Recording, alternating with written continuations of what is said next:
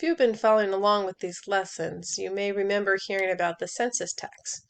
It was a ransom for their lives, an atonement price, the same for everyone. The price was a half shekel.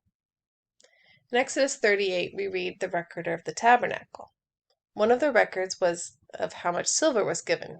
It points out that the total is a half shekel a head for the over 600,000 men of age in the congregation, those who would be counted in the census. Their free will offering just happened to come out to half a shekel each.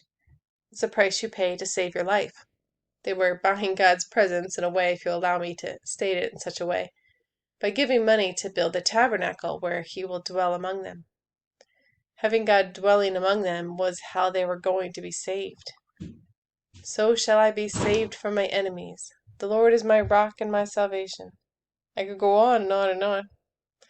God with them is how they will live, literally survive. It's the same for us. We cannot live without God's presence. God's presence is not something we work up in the atmosphere with some good music.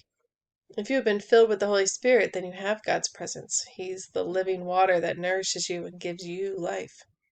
There is no salvation by any other means. You can't know the Bible really well and be saved. You can't go to church and mission trips and Bible studies and be saved.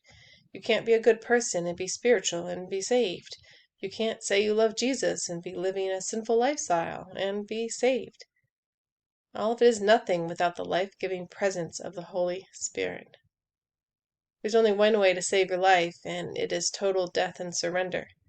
You must give up your life, be broken and poured out, so that the Holy Spirit can fill you up with His presence. We can only come to the Father in the presence of Jesus by His Holy Spirit. He's the only one worthy to be in His presence. And we get to be part of that fellowship when we come to the cross and receive forgiveness and the power of the Spirit to walk in His presence and the newness of His resurrected life.